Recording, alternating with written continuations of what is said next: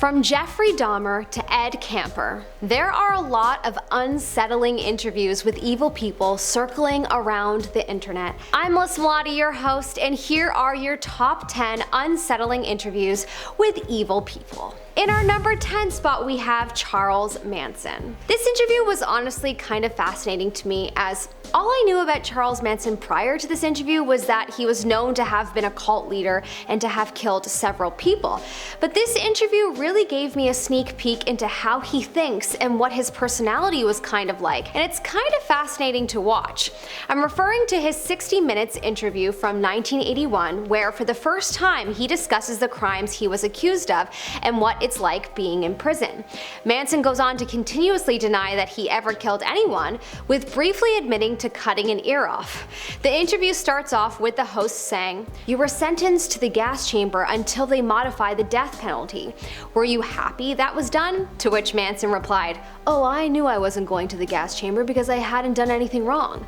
The most unsettling part of this interview to me was honestly how every so often he would say such wise statements. I guess it was just him and his brain for many years in prison, but still, it's kind of hard to even fathom a killer with any kind of somewhat positive trait. You box them obviously into a category of just plain evil and forget that they have other layers, which is quite chilling. When asked about how he feels about spending his life in prison, he replied, "Well, we are all our own prisons, and we're each our own wardens, and we do our own times, and we get stuck in our own little traps, and we kind of judge ourselves the way that we do. You know, I can't judge anybody else. The best thing I can do is judge myself and try to live with that." In our number 9 spot, we have Jeffrey Dahmer. In an interview from 1993, Inside Edition gives us a very in-depth interview with Jeffrey Dahmer.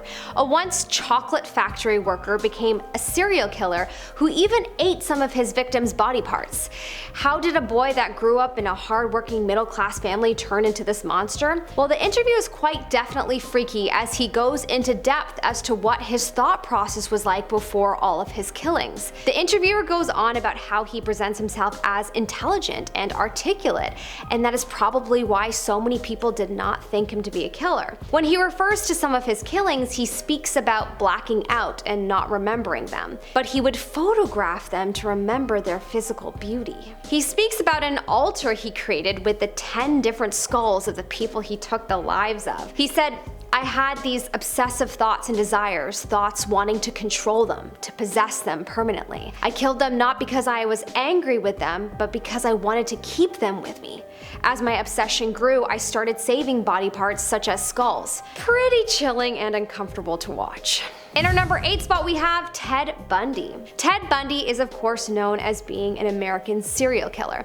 He took the lives of at least 20 women over the course of a few years leading up to his arrest in 1979. There are many interviews with Ted, but the one I found fascinating is the one where he is still denying any of the crimes that he was being accused of. And this is an interview done in Glenwood Springs, Colorado jail on March 17th, 1977. In this interview, he's just so calm and laughing off the accusations. He's so suave and engaging, and you can truly see how he was able to get away with what he had done for so long. He had a way with words and knew how to control his emotions quite well. It's truly very fascinating to watch. It wasn't until 1989, before he was killed for his crimes, did he confess to everything that he was accused of. Coming up in our number 7 spot, we have Beth Thomas. In this extremely chilling interview with a 6-year-old, Beth Thomas was being interviewed for an HBO special in 1990 where she discussed all of the horrible things that she wanted to do to her brother and her adoptive parents. She speaks without any sign of remorse, and it's truly frightening to watch. Her big blue eyes make you think that she's not from this world. She speaks about wanting to take the life of her family and how she likes to hurt them in the night so they have to lock her door. Eventually, after this interview, Beth was diagnosed with a disease called reactive attachment disorder, a rare condition in young children characterized by failing to make healthy connections with caregivers due to being extremely hurt by their parents. Beth apparently was hurt and neglected by her biological parents. This story does have a happy ending though. Apparently, Beth has made a full recovery after many years of therapy, and she is now an award-winning nurse and author. Gotta love a happy ending after a very frightening beginning. In our number 6 spot, we have Aileen Wuornos. Aileen is another American serial killer that was charged with the killings of 7 males. Apparently, Aileen was engaging in the selling of her body when she robbed and killed 7 of her clients. She claimed that it was self-defense all 7 times, but in an interview done for 60 Minutes Australia, Aileen gives us a sneak peek into her mind, and it is clear that it was absolutely not self-defense, as she goes on to talk about how it was only 7 people. She goes on to justify that what she did was not a horrendous crime, but since she's been betrayed, she does care to leave this planet. Another really weird thing about this interview is her new mother. After hearing about her case, some random person reached out to her and adopted her. Very suspicious and quite weird / chilling, just as much as the interview with Aileen. Aileen was on death row for 12 years before being executed in the state of Florida. The famous movie Monster starring Charlize Theron is based on Aileen's life. In our number 5 spot, we have The Good Doctor. Also known as Dr. Death, Harold Shipman is arguably one of the scariest people on this list. He was a British family doctor who had gained the trust of so many patients in England. He was estimated to have killed over 200 people. He was found guilty for at least 15 killings of patients under his care and was sentenced to life in prison. This is a very brief 2-part interview of him where he honestly seems the most normal.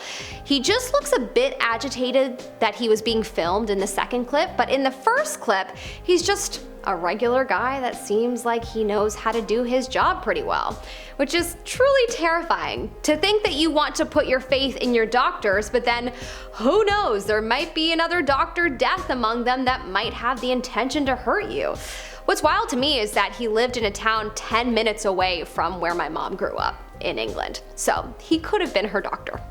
Terrifying. In our number 4 spot, we have Israel Kayes. Israel is known for killing 11 victims, and it wasn't until the day of his death was this confirmed officially, as he left a note along with drawings of 11 skulls marked with his blood. This is an interview of him done by the FBI where they are trying to piece together everything that he's done. Apparently, the FBI interviewed him over 25 times in 8 months before he ended up taking his own life in his cell. In this interview, he seems way too normal, which seems to be a theme of all of these people today. Apparently, he did admit to a few violent crimes in 1996.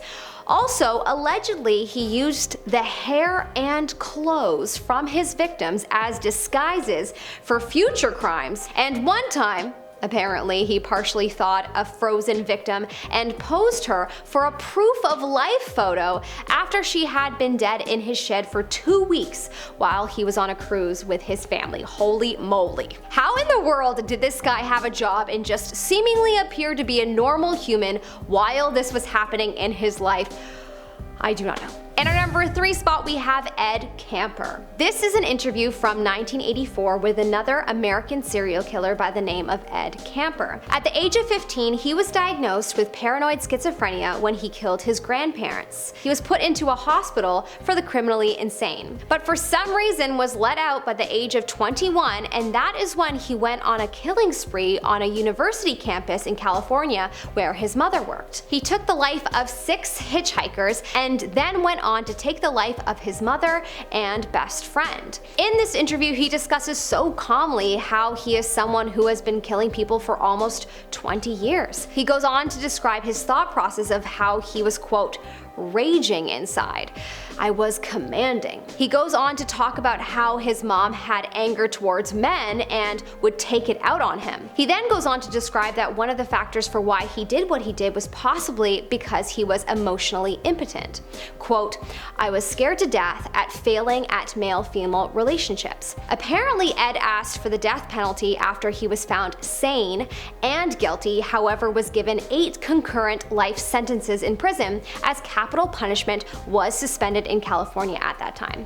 A chilling interview that really is worth the watch. In our number 2 spot, we have Keith Hunter Jesperson. Keith is a Canadian-American serial killer that was once a truck driver. He branded himself as the happy face killer. What, was he inspired by the wet bandits from Home Alone? The theatrics right there must have showcased that he was clearly insane to some extent. But in this case, he apparently was proven to be sane. Just evil. In this video, he is making a full confession via audio to his 8 killings, and he talks about not understanding why he did them. He started drawing a smiley face symbol to tempt investigators to track him. Apparently, he once boasted about hurting a girl, and there were confessions on a wall where he wrote, "I killed Tanya Bennett," one of his many victims. Pretty horrendous. In this video, we also see him in the courtroom going into detail about how he killed his victims, and it's pretty gruesome to hear. Would not recommend watching this right before bed. Or ever. In our number 1 spot, we have John Wayne Gacy. This is the notorious clown killer of the 70s and early 80s. There is an interview done with him almost 14 years after he was convicted of killing 33 times, and in this interview, he is still claiming that he is innocent and was framed. He said that he took a truth serum that has shown that he did not commit these crimes. I'm sorry, are we in Harry Potter? How did I not know that this existed? Apparently, it's a psychedelic serum that is supposed to make people more suggestible and their memories subject to reconstruction and fabrication. Interesting. Well, in any case, this interview is fascinating to see as he seems way too normal and goes on to talk about the fact that he's a good man. A family man. It's hard to believe that he committed such horrible acts until he has a little slip up, saying that one of the people that they are talking about, quote, is not one of the people that I killed. Yikes. Well, this has been significantly frightening. Anyways, that's all the time I have for you today, everyone. I'm Melissa Melotti, your host. Follow me on Insta and YouTube at Melissa Melotti, and I'll see you next time. Have a good day.